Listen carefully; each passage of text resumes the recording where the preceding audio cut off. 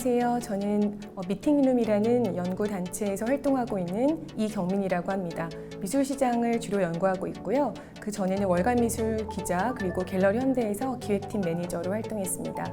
오늘은 그 포스트 코로나 이후에 온라인 미술 시장이 어떻게 변화하고 있는지에 대한 이야기, 그리고 온라인 미술 시장의 한계와 가능성에 대한 부분을 좀 살펴보고자 합니다. 온라인으로 미술 작품을 구매하는 거는 이제 온라인 쇼핑하는 것과는 많이 다르죠.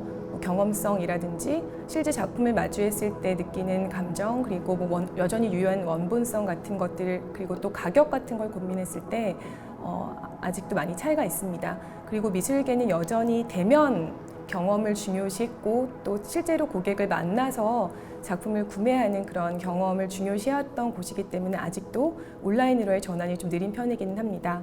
하지만 이제 밀레니얼 세대나 Z세대 같은 경우에는 온라인 뿐이 아니라 이제 모바일 앱하고 모바일 웹으로도 작품을 구매하고 있는 추세이기도 하고요. 기존 컬렉터들도 온라인 플랫폼들을 활용해서 작품을 구매하는 사례가 늘어나고 있습니다.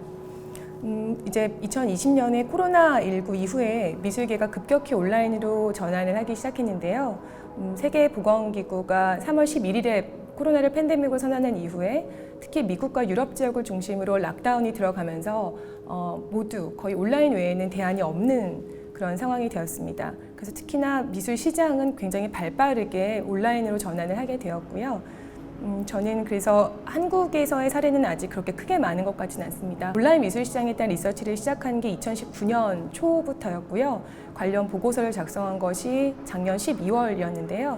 그때하고 지금 2020년 코로나19 이후에 온라인 미술계 상황은 정말 굉장히 많이 달라졌습니다. 저는 오늘 강의에서는 이제 주체와 관련된 최신 보고서들, 특히 온라인 미술 시장에 초점을 맞췄던 보고서들, 그리고 갤러리, 아트페어, 경매사, 아트마켓 플랫폼들에 대한 사례를 좀 얘기를 말씀을 드리고요. 그 뒤에 온라인 미술 시장의 한계와 또 가능성, 성과에 대한 이야기를 드리고자 합니다. 표를 곧 보실 텐데요. 일단 그 아트바젤과 UBS에서 매해 발간하는 아트마켓이라는 가장 방대한 이제 좀 깊이가 있는 대표적인 보고서가 있죠. 아트바젤 홍콩 3월 오픈과 함께 항상 발표를 하는데요. 올해 역시 3월에 발행을 했습니다. 아트마켓 2020년 또는 이제 2019년 세계 미술시장 규모를 얼마로 추산을 했냐면요. 미술품 그리고 또 고미술을 다 같이 적용한 사례이고, 그 주체들은 예를 들면 갤러리, 경매사, 아트페어, 온라인 미술 시장에서 판매된 모든 것들을 다 합친 추산한 금액을 77조 원 정도로 추산을 했습니다. 그리고 온라인 미술 시장은 그중에서 한 9%를 차지하는 한 7조 800억 원, 7조가 조금 넘은 금액으로 추산을 해왔고요. 이 건은 아까 말씀드렸다시피 조사하는 거래 대상의 연대, 고미술품과 현대미술품까지 다 합치는 그 작품이고요. 그리고 주체의 범위 역시 굉장히 방대한 대표적인 보고서입니다. 이 보고서를 집필해온 아트 이코노믹스의 클레어 맥 앤드류는 가장 최신의 그 코로나19로 영향을 받은 갤러리들에 대한 조사를 발표를 했습니다. 9월 둘째 주, 지금 2주도 채 되지 않은 따끈따끈한 최신 보고서인데요. 코로나19가 갤러리 영역에 미친 영향, 2020년 중반 조사라는 보고서를 발간했습니다. 이 조사는 이제 7월 진행이 됐고, 근현대 미술을 다루는 60개국의 한 거의 800곳 가까이 되는 갤러리들의 답신을 분석했고요. 또 세계 미술 시장을 이끄는 이제 미국, 영국, 홍콩 이제 세 주요 나라 및 도시의 컬렉터들, 좀 부유층 컬렉터들 360명의 답을 분석을 했습니다. 그 중에서 오늘은 온라인 미술 시장에 대한 이야기다 보니까요. 온라인 미술 시장에 대한 관련 주요 내용을 좀 살펴보겠습니다. 2020년 상반기 갤러리의 3분의 1 정도가 직원을 해고했다고 밝히고 있습니다. 그리고 또 매출액은 2019년 상반기 대비 2020년 상반기에는 36% 가까이 이제 떨어졌다고 이야기를 하고 있고요. 굉장히 안 좋은 상황이건 확실합니다. 근데 이제 그런 반면에 온라인 미술 시장의 확산 규모는 확실히 더 늘어나고 있는 추세입니다. 지금 첫 번째 표를 보실 텐데요. 2019년 갤러리 총 매출에서 10% 정도를 차지했던 온라인 거래 매출액은 2020년 상반기에 37% 정도로 3배 넘게 증가했습니다. 그리고 이제 두 번째 표를 보실 텐데, 첫 번째 표에서 계속 갤러리 자체 채널을 통한 비율이 한 29%인데, 자체 채널 같은 경우에는 자신들의 웹사이트 그리고 SNS 또 온라인 뷰잉룸, 웹사이트 안에 이제 있는 온라인 뷰잉룸, 그리고 이메일 등을 활용한 예가 29% 정도였고, 외부 온라인 플랫폼들, 아트마켓 플랫폼은 이제 제가 마지막에 또 말씀을 드릴 텐데요. 거기에서 판매된 가격이 그 거래액이 한 8% 정도를 차지한다고 얘기했습니다. 두 번째 표를 보실 텐데요. 여기서 이제 갤러리 영역 그리고 컬렉터들이 갤러리에서 어떻게 작품을 구매하는가에 대한 조사라고 아까 말씀을 드렸다시피 이 컬렉터들을 어떤 기준으로 선정했는지에 대한 이야기를 하고 있습니다. 이제 고액 순자산 보유라고 얘기를 하는데요. High Net Worth라는 이제 그런 고액 순자산을 보유한 컬렉터층을 360명을 선정을 했는데 이제 그 부동산과 사업 자금을 제외한 개인 자산을 한 100만 달러 이상 12억 정도 보유하고 있는 컬렉터, 그리고 또 지난 2년 동안 미술품을 구매를 한 적이 있는 미술 시장에서 활동을 하고 있는 컬렉터들을 선정을 했다고 합니다. 그리고 남녀의 비율은 비슷했다고 얘기를 하고 있고요. 세대도 이제 밀레니얼 세대가 가장 많고 그 뒤는 X세대가 35% 정도를 차지하고 있습니다.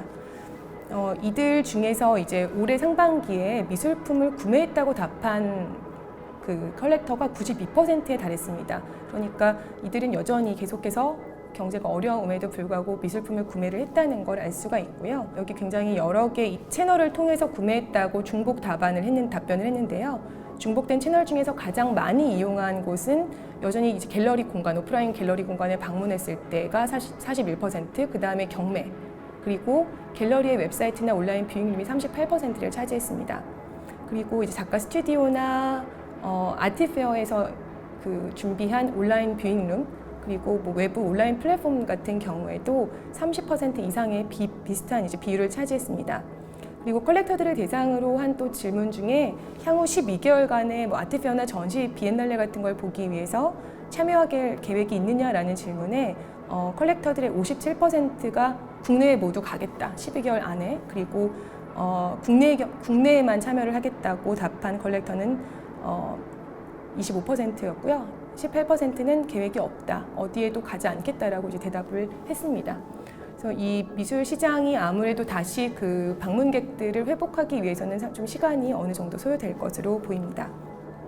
다음 또 대표적인 보고서를 간단히 말씀을 드릴 텐데요. 그 보험사 히스콕스 보험사하고 또 미술시장 분석 기업인 아트택틱에서는 온라인 미술 거래만 보고를 조사하는 보고서를 매해 발행을 하고 있습니다.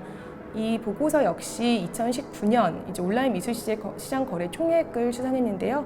48억 달러, 약 6조 원 정도로 집계했습니다. 대략 전 세계 온라인 미술 시장 규모를 한 6조, 7조 원 정도로 저희 파악을 할 수가 있습니다. 그리고 이제 그 올해 상반기에 온라인 경매가 얼마나 많이 늘었는지에 대한 보고를 여기서 또 하게 되는데요.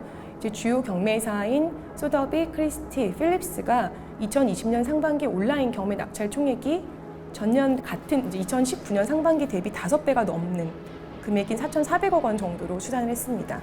그리고 이 아트택틱 설립자는 지난 4년보다 코로나 이후 4개월 동안 온라인 미술시장에서 더 많은 일이 일어났다고 얘기할 정도로 굉장히 급하게 급변을 했던 걸 이제 볼 수가 있고요. 아트넷 지식 보고서에 대한 이야기를 드릴 텐데요. 뒤에서 소개할 아트마켓 플랫폼인 아트넷에서는 2020년 1월부터 7월 10일까지 세계 경매에서 낙찰된 미술품 총액이 3조 5천억 원 정도로 추산을 했습니다. 이 수치는 전년 동기 대비해서 한 거의 반 넘게 하락한 금액이 그 낙찰액이고요. 출품작 속도 30% 정도 감소했다고 추산했습니다. 지금 여태까지 계속 보시다시피 아트마켓 보고서들을 통해서 전체 미술품 거래는 많이 감소했지만 온라인 경매 또는 갤러리에서 온라인을 통한 갤러리 판매는 비율은 조금씩 늘어나고 있는 추세이고 앞으로도 한동안 이 추세가 지속될 것으로 보입니다.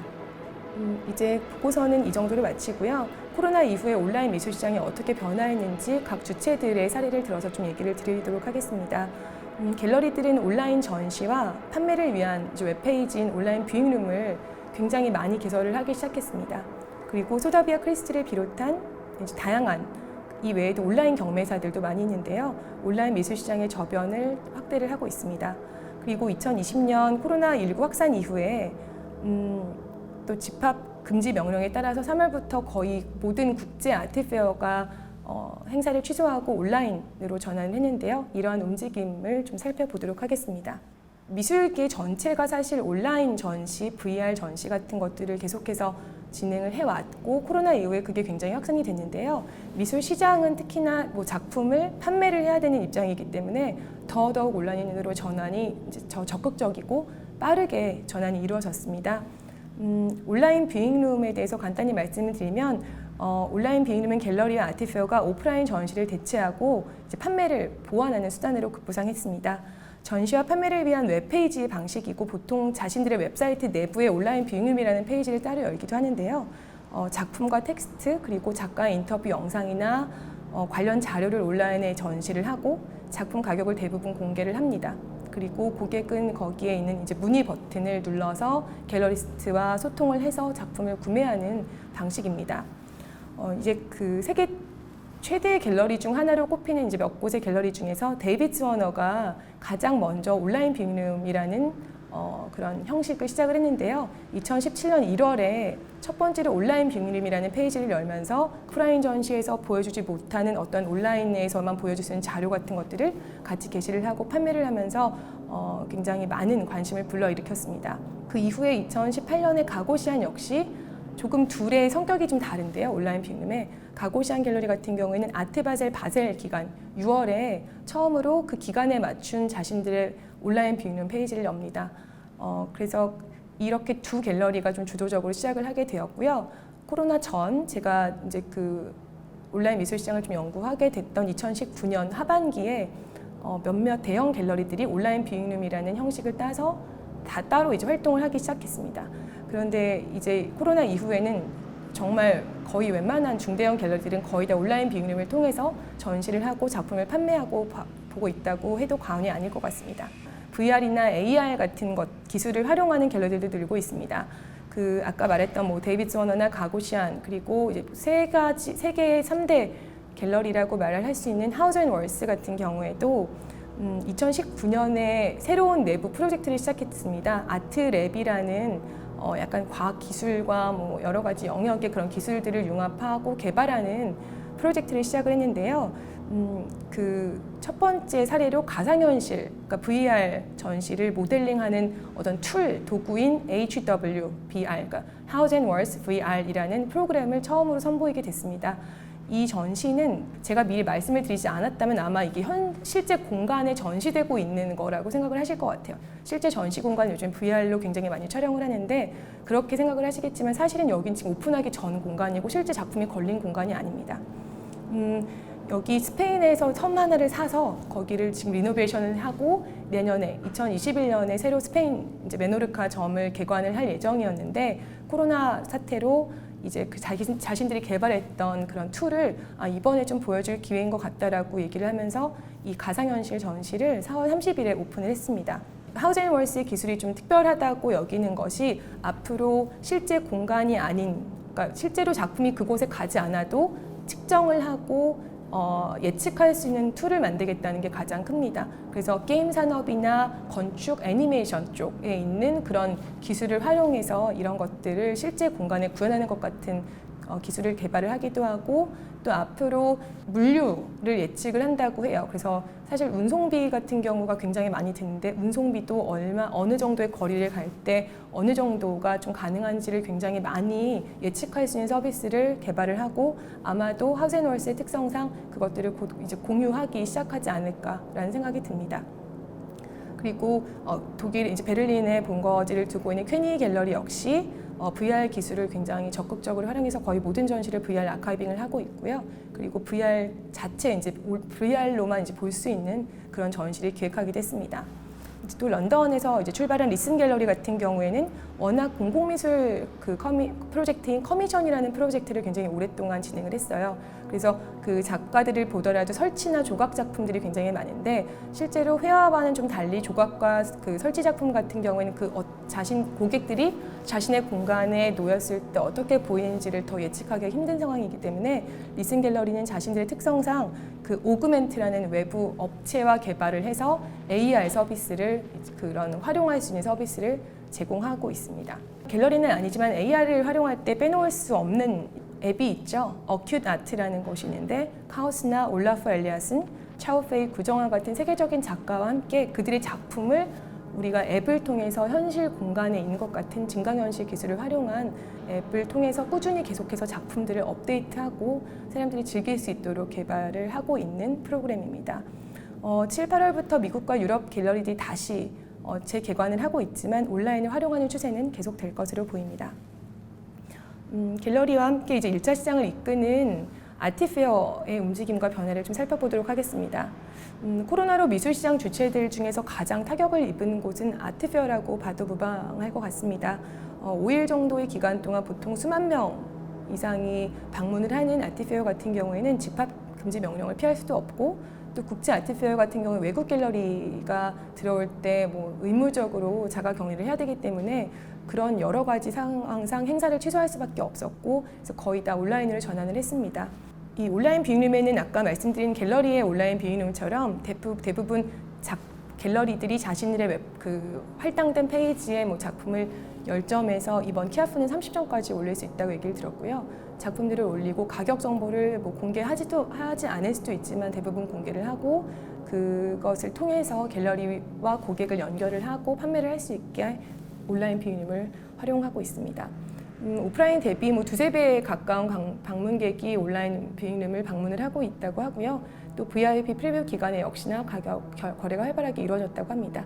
그리고 보통 이 강의도 아마 키아프가 열렸다면 현장에서 뭐 온라인을 통해서라도 송출이 됐을 텐데 보통 아트페어에서 컨버세이션 같은 토크 프로그램을 진행을 하는데요. 이제 다른 아트페어들 쭉 보면 줌을 통해서 화상회의 같은 형식의 방식으로 작가들과 뭐 큐레이터, 작가와 갤러리, 아니면 작가가 스스로 줌을 통해서 컬렉터들과 연결을 해서 자신들의 스튜디오를 돌아보고 새로운 작품들을 소개하는 그런 온라인 프로그램을 운영하고 있습니다. 아트바젤은 이제 1970년에 바젤에서 설립이 된 이후에 50주년을 맞았어요. 사실 올해가 50주년인데 굉장히 비운의 50주년을 맞았다고 할 수 있습니다. 설립 이후 처음으로 3월 홍콩, 6월 바젤, 그리고 12월 마이애미 비치가 모두 취소가 되었고요. 온라인 빅룸을 전환을 했으며 키아프 역시 코로나19로 인한 방역 강화로 한 달을 남기지 않고 오프라인 행사를 취소하고 온라인 뷰잉룸으로 전환을 했습니다. 한 달 넘게 온라인 뷰잉룸을 진행한다고 밝혔는데요.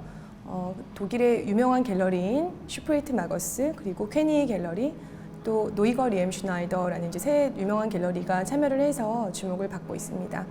다양한 프로그램을 업로드하면서 이제 한 달간 행사를 이어간다고 얘기를 했고요.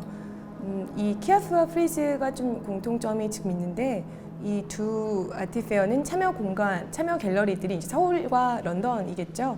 참여 갤러리들이 공간에 출품작을 전시하는 오프라인 뷰잉룸을 좀 제안을 했습니다. 그래서 오프라인 행사를 실제로 이제 온라인에서만 볼 수 있는 작품들이지만 그 갤러리를 방문하면 실제 작품을 볼 수 있는 뷰잉룸, 오프라인 뷰잉룸을 이제 연계를 한 전시를 할 것을 권장을 하고 있고요. 이것과 비슷하게 아까 말씀드렸던 6월에 아트 바젤에 참여했던 베를린 갤러리들 30여 곳이 자신들의 뷰잉룸이 출품됐던 작품들을 자신들의 갤러리에 전시하는 바젤 바이 베를린이라는 프로젝트를 진행을 하기도 했습니다.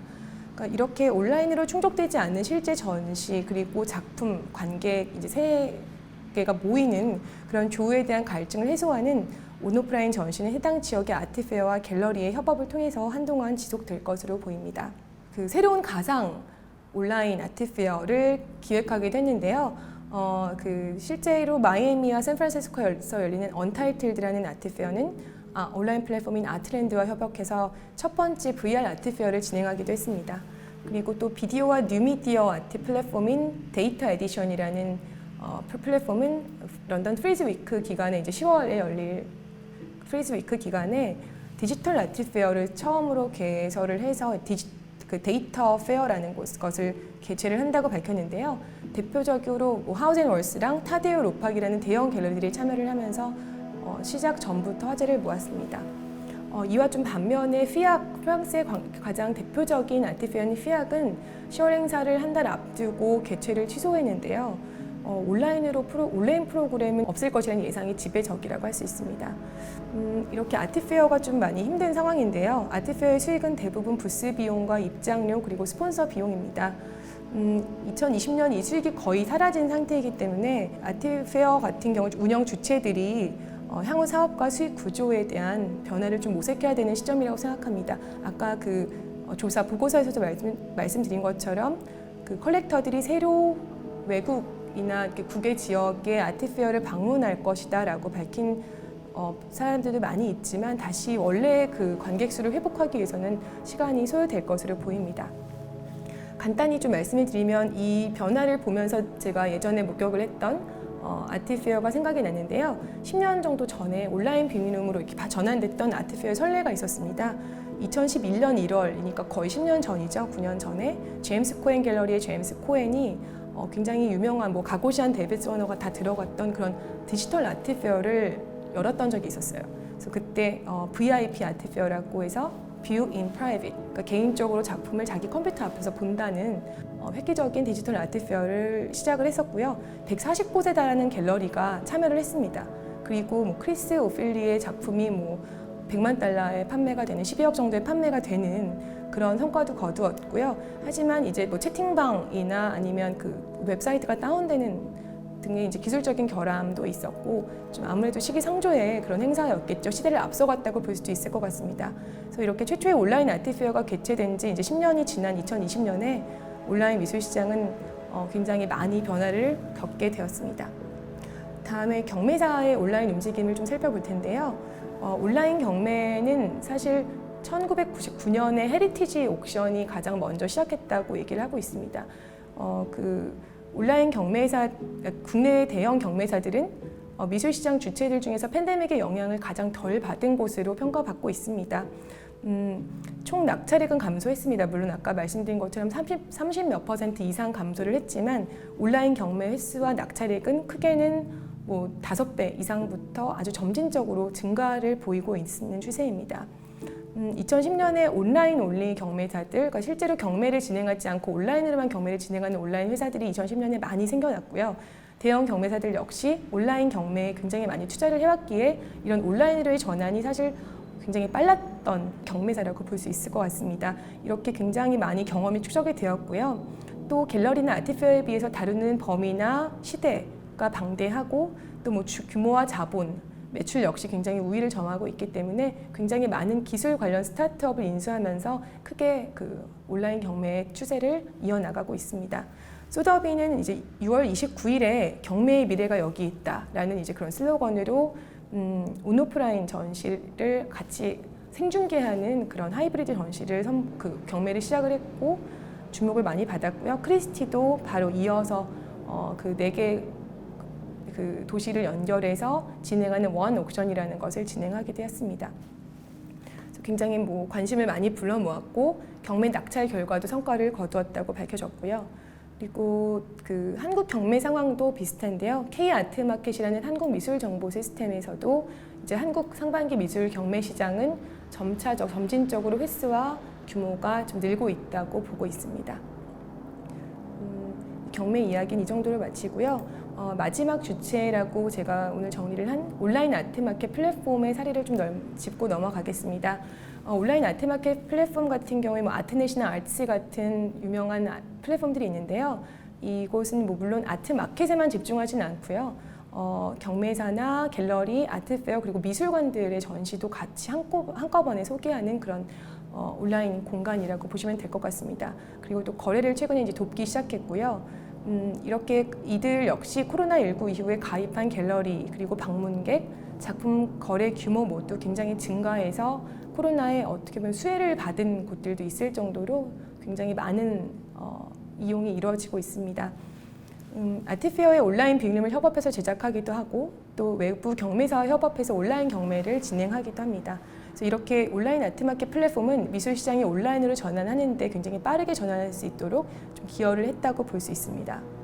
대표적인 아트마켓 플랫폼들 몇 곳을 말씀을 드리자면 1989년에 설립이 되었던 아트넷은 처음 이제 경매 결과 1985년부터 있었던 전 세계에 내가 수집할 수 있는 경매 결과 모두 다 아카이빙을 해서 이것을 유료로 사람들한테 판매를 하겠다라는 그런 전략으로 설립이 돼서 사실 실질적으로 굉장히 많은 수익을 거두고 있는 프라이스 데이터베이스라는 그 서비스가 있어요. 아마 뭐 미술계 종사하시는 미술 시장 쪽에 계시는 갤러리나 경매사들에 계신 분들은 보통 뭐 회사의 아이디를 통해서라도 프라이스 데이터베이스는 거의 다 서비스를 구독을 하고 있습니다. 그리고 이들 역시 또 갤러리 네트워크라는 프로그램을 통해서 갤러리들의 공간을 한 곳에 이제 소개를 하고 작품을 판매할 수 있는 거래를 돕는 그런 페이지도 운영을 하고 있습니다. 이제 이후에 2009년에 전 세계 미술품을 한 곳에 모아서 보여주겠다라는 취지로 설립되었던 아티스가 있습니다.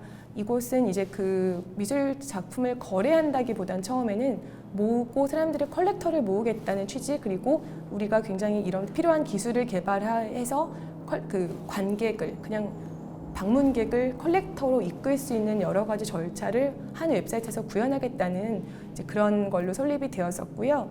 지금은 뭐 가장 방대하고 크고 대표적인 아트마켓 플랫폼으로 자리를 잡았습니다.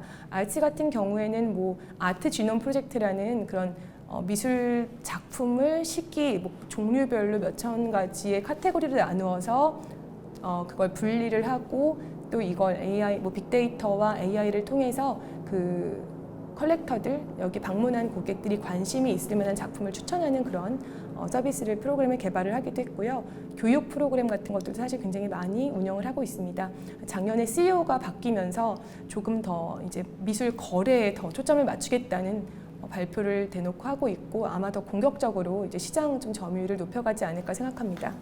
이제 뒤에 말씀드릴 두 곳은 그것보단 조금 더 컨텐츠 그리고 미술품 거래를 약간 돕는 정도라고 생각하시면 될 것 같은데요. 2015년에 설립된 한국과 뉴욕에 기반을 둔 업체가 있어요. 이젤이라는 온라인 아트마켓 플랫폼이 있는데 VR로 전시를 아카이빙합니다. 전시 공간을 다 VR로 촬영을 해서 그 공간을 계속해서 이제 남겨놓는 그런 곳이고요. 관객의 경험성에 초점을 맞춘 컨텐츠 개발과 이제 시장 매개 역할을 하고 있는 플랫폼입니다. 그리고 이제 오큘라라는 웹사이트도 있어요. 여기는 2010년부터 파트너 갤러리와 관련된 컨텐츠를 생산을 하고 컬렉터와 연결해주는 서비스를 계속해서 제공을 해왔던 오큘라라는 업체가 있습니다.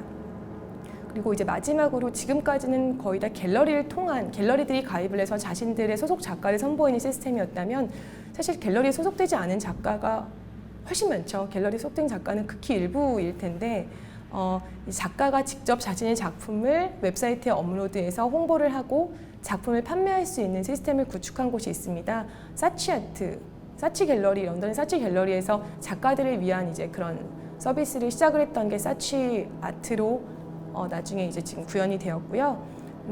이곳은 작품이 판매될 경우에 일단 이 공간을 활용하는 것은 무료예요. 보통은 여태까지 아까 말씀드렸던 갤러리 그 아트마켓 플랫폼들이 갤러리에게 유료 서비스를 갤러리에게 일정 금액을 내도록 하고 작품을 업로드하고 판매할 수 있는 그런 유료 서비스를 제공했다면 사치아트 같은 경우에는 작가들에게 무료로 그런 공간을 제공을 하고 판매되었을 경우에는 35%의 수수료를 받아간다고 합니다. 그래서 실제로 작가들에게 굉장히 많이 각광을 받고 있고요.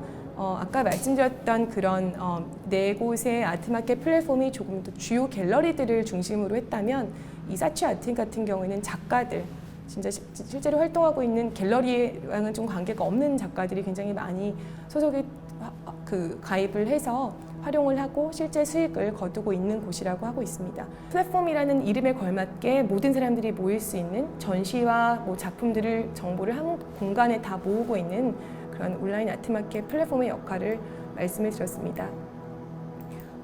그 작가들의 사실 이 미술시장 주체 중에서 뭐 가장 중요한 게 작가일 텐데요. 작가에 대한 이야기를 조금만 더 말씀을 드리자면 그 포스트 코로나의 키워드 중에 하나가 연대라고 볼 수 있을 것 같아요. 그래서 뭐 대표적인 작가들이 동료 작가나 아니면 조금 어려움에 처한 사람들을 기금을 마련하는 그런 프로젝트도 있었습니다. 유명한 독일의 뭐 저명한 사진 작가인 볼프강 틸만스가 2020 연대라는 프로젝트를 통해서 한 50명 정도의 유명한 작가들을 초청해서 포스터를 한 장씩 만들도록 했고, 좀 어려움에 처한 그런 문화예술 관련 공간들에게 그 포스터를 무료로 배급해서 이걸 한 5만 원, 6만 원 정도에 판매를 하고 그 수익을 너희가 활용해라 라는 프로젝트를 진행을 해서 굉장히 많은 공간들이 참여를 했고요. 아이웨이웨이 같은 경우에는 팬데믹의 모습, 코로나19의 상징이라고 할 수 있는 마스크의 자신의 대표 작품들을 이제 그 실크 스크린으로 제작을 해서 그걸 이제 세트로 이베이에서만 판매를 해서 굉장히 많은 수익을 거뒀고, 이건 뭐 작가들에게 간 건 아니고요. 뭐 국경 없는 의사회라든지 그런 인권과 관련된, 코로나로 또 사각지대에 처할 수밖에 없는 그런 인권의 사각지대에 놓인 사람들을 위해서 사용을 해달라고 대표적인 인권 기관들에게 기금을 이제 제공을 하기도 했습니다. 그리고 갤러리들 같은 경우에는 지역을 중심으로, 왜냐하면 오프라인 공간이 문을 닫았기 때문에 그 사람들이 한 곳에 전시를 보러 가게 되면 그 일대 곳을 다 같이 돌아보게 되잖아요. 근데 그런 움직임 자체를 할 수 없었기 때문에 지역을 중심으로 갤러리들이 플랫폼을 만들어서, 온라인 플랫폼을 만들어서 한 곳에 모이고 자신들의 전시를 함께 소개하는 플랫폼들을 운영하기도 했습니다. 뭐 예를 들면 그 LA 갤러리들이 모였던 플랫폼 LA가 있었고요. 그리고 런던 갤러리들이 모였던 그 런던 컬렉티브라는 프로젝트도 있었습니다. 그리고 또 이제 대형 갤러리들이 소형 갤러리나 졸업생들, 작가들을 소개하는 그런 움직임을 같이 선보이기도 했습니다. 그래서 연대라는 부분도 분명히 조금은 작용을 했던 것 같습니다. 위기를 좀 극복하자는 차원에서 시작이 되었던 것이 있고요. 이거에 대한 뭐 비판도 있습니다. 뭐 결국에 작은 곳들이 흡수해 나가는 것 아니냐라고 하는 이제 그런 이야기도 있었지만, 일단 그런 연대에 대한 이야기도 좀 드리고 싶었고요. 이렇게 그 온라인 미술시장 주체들의 움직임을 살펴보았는데요. 사실 굉장히 오랫동안 제가 몇 시간 동안 떠들 수 있을 정도로 너무나 많은 사례들, 그리고 움직임들, 대표적인 포스트 코로나의 키워드들 같은 경우에도 많은 사례가 있는데 좀 압축적으로 시간 관계상 정리를 해서 말씀을 드렸습니다. 거의 2년 가까이 지금 온라인 미술시장을 계속 리서치를 하면서 느꼈던 한계라든지 문제점 같은 것들도 분명히 있었습니다. 이미 다들 한국에서는 그래도 좀 덜한 편이죠. 구공립 기간 외에는 거의 갤러리나 미술 공간들이 문을 열었기 때문에 그래도 오프라인 전시가 활발하게 열리고 있는 추세이기는 하지만 온라인은 결코 오프라인을 대체할 수 없다는 것은 이제 지배적인 얘기인 것 같고요. 그리고 온라인 전시를 봤을 때 그 아티페어의 온라인 뷰잉룸에 갔을 때 실제 아티페어에 가서 보는 것보다 오히려 저는 훨씬 더 피곤했거든요. 굉장히 많은 정보가 있고 한 번에 이렇게 둘러보고 나오면 되는 곳이 아니라 온라인 뷰잉룸은 온라인이 뷰잉룸이 오픈되어 있는 기간 동안에 계속해서 보게 되고 좀 그런 부분이 분명히 있었어요. 그래서 실제로 경험하게 되는 전시와 온라인을 통해서 마주보게 되는 전시와 작품은 분명히 차이가 있고요. 물론 기술도 중요하지만 컨텐츠라는 얘기를 굉장히 많이들 하고 있습니다. 그 여태까지 컨텐츠를 아카이빙하고 해오지 않은 곳들은 온라인에서 아무것도 보여줄 게 없습니다. 그리고 그 가상현실과 증강현실 기술로 경험성을 확장하고 빅데이터를 수집해서 인공지능으로 더 그 데이터를 컨텐츠를 활용하고 추천하는 관련 기술도 중요하지만 온라인의 핵심은 이제 컨텐츠라고 생각합니다. 온라인은 평등한 매체 같지만 사실은 그렇지 않습니다. 이미 오프라인에서도 양극화는 만연이 되어 있죠. 굉장히 잘 나가는 곳은 잘 나가고 그렇지 않은 곳들은 계속해서 소외가 되지만 온라인에서는 오히려 그 간격이 더 벌어지기도 합니다. 인력과 자본을 확보한 대형 갤러리의 온라인 뷰잉룸에만 사람들이 접속을 하지요. 그리고 아티페어에서도 유명 갤러리의 뷰잉룸만 클릭을 하고 이제 검색을 합니다.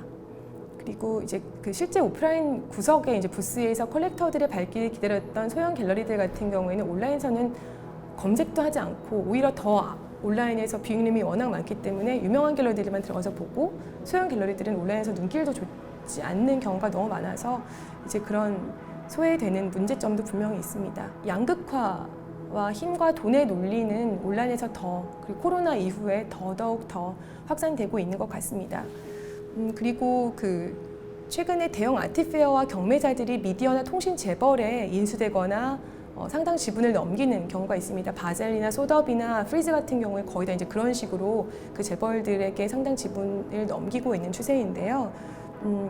또 반면에 경매사 그리고 아티페어, 갤러리들 같은 경우 아까 말씀드린 것처럼 상당 인원을 코로나 이후에 해고를 했습니다. 이건 미술관도 그렇고 사실 미술관이 더 어렵다는 이야기도 하고 있어요. 이렇게 아이러니하게도 또 이렇게 해고당한 사람들을 대체하는 디지털과 온라인 일자리는 또 늘어나고 있는 추세입니다. 그러니까 코로나 이후에 또 양극화와 불균형 같은 경우도 굉장히 많이 볼 수 있을 것 같습니다. 이렇게 양극화 불균형 구도에서 상대적으로 약자인 갤러리들은 아마 아까 말씀드렸던 주요 아트마켓 플랫폼을 활용할 것 같습니다. 그곳에 가면 굉장히 많은 독자가 한꺼번에 그들을 볼 수 있기 때문에 이제 좀 힘이 조금은 덜한 갤러리들은 아트마켓 플랫폼을 활용할 것이고, 결국 그 대형 갤러리들은 자신들의 온라인 뷰잉룸을 계속 적극적으로 활용을 할 것 같습니다. 사람들이 계속 오기 때문에 굳이 물론 플랫폼을 활용하기도 하지만 자신들의 온라인 뷰잉룸을 활용을 할 것이고, 그리고 이렇게 이제 몸집이 엄청나게 큰 경매사의 그 세계 구도가 되지 않을까라는 생각이 듭니다. 코로나의 타격을 가장 크게 입었던 이제 아트페어 역시 앞으로 수익 구조를 좀 개편을 하고 새로운 사업 모델을 찾아 나갈 것으로 예상을 하고 있습니다. 이제 마지막으로 아까 이제 한계와 문제점에 대해서도 말씀을 드렸지만 온라인의 가능성과 잠재력은 또 상당히 큽니다. 일단은 이게 글로벌 트립이 재개되더라도 뉴욕이나 런던 같은 주요 미술 도시에 거주하지 않은 컬렉터들은 사실 시간과 비용을 들여서 외국의 전시나 아트페어를 보기 위해서 나가는 게 좀 부담을 갖기도 하는데요. 이들에게 온라인은 중요한 대체 수단이 됩니다. 아까 말씀드렸던 가고시안의 온라인 뷰잉룸은 이렇게 현장에 방문하기 위한 우리의 컬렉터를 위해서 우리는 그들에게 기회를 주기 위해서 온라인 뷰잉룸을 열었다라고 얘기를 할 정도로 그런 식의 전략을 짜서 시작을 했었고요. 그리고 두 번째 또 장점은 전시 공간에 작품과 함께 작가가 축적한 아카이브나 참고 자료 등을 같이 이제 소개하는 경우도 있지만 대규모 회고전인 경우가 아니고서는 좀 맥락에 맞지도 않고 공간이 부족한 경우도 많이 있습니다. 이때 이제 온라인은 이러한 자료를 함께 전시할 수 있는 훌륭한 공간이 되기도 합니다. 2017년 온라인 빅림을 처음 시작했던 데이비드 워너 같은 경우에 온라인 전시를 항상 오프라인 전시와 거의 연동을 해서 했었어요. 그래서 굉장히 유명한 작가가 어떤 거를 참고해서 이런 자료를 통해서 이런 작품을 만들었는데 그것을 오프라인에 같이 늘어놓는 게 아니라 온라인에서 보여주는 방식을 굉장히 적극적으로 활용을 했고, 작가들에게 또 오프라인 전시와 함께 온라인 전시에서 또 뭘 보여줄 수 있는지를 논의를 하기도 한다고 얘기했습니다. 마지막으로 온라인 미술시장이 이끌어낸 가장 큰 혁신은 사실 가격과 정보를 공개했다는 점이라고 볼 수 있습니다. 지금까지 기록으로 남아서 공개됐던 그 가격 정보는 사실 경매 낙찰 결과였거든요. 거의 2차 시장의 경매 낙찰 결과만이 기록이 되어서 공개가 되었다고 봐도 과언이 아니었는데요. 이제 아까 말씀드렸던 온라인 아트마켓 플랫폼이 작품 가격을 공개하기 시작했고요. 2차 시장 경매 낙찰가가 아니라 1차 시장 판매가가 공개된 것은 온라인 미술 시장이 이끌어낸 가장 큰 성과입니다. 이들 이후에 이제 갤러리와 아트페어의 온라인 뷰잉룸에서도 가격을 공개하는 것이 일종의 룰이 되었습니다. 사실 가격을 공개한 주체들에게는 이메일을 계속 와서 가격 작품 얼마냐고 물어보는 거에 일일이 사실 그거 대답하는 거 굉장히 성가시고 오래 시간이 걸리는 일이거든요. 이런 성가신 절차를 좀 줄여주고, 또 갤러리나 아트페어에서 가격을 문의하기에 좀 장벽이 높다, 약간 사실 가서 물어보기가 좀 꺼려지는 경우가 많잖아요. 그런 관객들에게는 접근 가능성을 열고, 또 작품을 구매한 적 없던 컬렉트 사람들도 작품 가격을 확인을 하게 되면 내가 이 정도면 구매할 수 있겠다라는 그런 좀 마음의 문이 열리게 되는 계기도 되거든요. 그래서 컬렉터가 될 수 있도록 이끄는 그런 효과가 있습니다. 그리고 이런 가격과 정보의 투명성은 컬렉터 스스로 왜 경매 낙찰가나 추정가가 왜 실제로 시장에서 거래되는 갤러리의 가격과 다를까라는 그런 이제 가격 형성의 이유 같은 것들을 공부를 하게 되는 그런 교육적인 효과도 굉장히 큽니다. 그리고 이제 갤러리 간의 가격을 비교할 수도 있고요. 또 컬렉션을 위한 예산에 맞는 작품을 검색해서 구매할 수도 있는 등 이제 컬렉터로 이끌어가는 굉장히 중요한 수단이 되기도 합니다. 이렇게 온라인 미술 시장에서 가격과 정보를 공개하는 것은 관객을 컬렉터로 이끄는 중요 수단이고, 또 온라인 미술 시장이 이끌어낸 혁신이라고 볼 수 있습니다. 이제 마무리를 할 텐데요. 아직은 미술 시장의 규모가 작고 좀 입지가 좁은 국내 미술 시장에서 외국 컬렉터들, 그리고 시장을 발굴하고 접근하는 등 판매와 홍보, 전시 아카이빙을 위해서 온라인을 기존 오프라인 전시의 연장선상에서 활용하는 것이 국내에서 온라인을 활용하는 좀 가장 현실적인 방법일 것 같습니다. 이제 2020년 상반기에 온라인 말고는 아무것도 없던 그런 상황과는 조금 바뀌어서 이제 오프라인 전시들도 조금씩은 열고 있는 상황인데요. 이런 열기는 좀 사그라들겠지만 코로나19가 종식되더라도 온라인을 활용하는 사례는 계속 지속될 것 같습니다. 이렇게 온라인의 잠재력과 가능성을 염두에 두고 활용하기 위한 지원과 법적인 그런 제도 역시 마련이 필요한 상황이라고 생각합니다. 온라인 미술 시장을 좀 짧은 시간 내에 급하게 돌아봤는데 조금 정리가 되셨을지 모르겠습니다. 앞으로 키아프도 온라인 비유님을 통해서 좀 좋은 성과를 지금 내고 있는 것으로 알고 있는데요. 온오프라인이 함께 계속해서 앞으로 갈 수 있는 상황이 빨리 돌아오기를 바라면서 강의를 마치겠습니다. 감사합니다.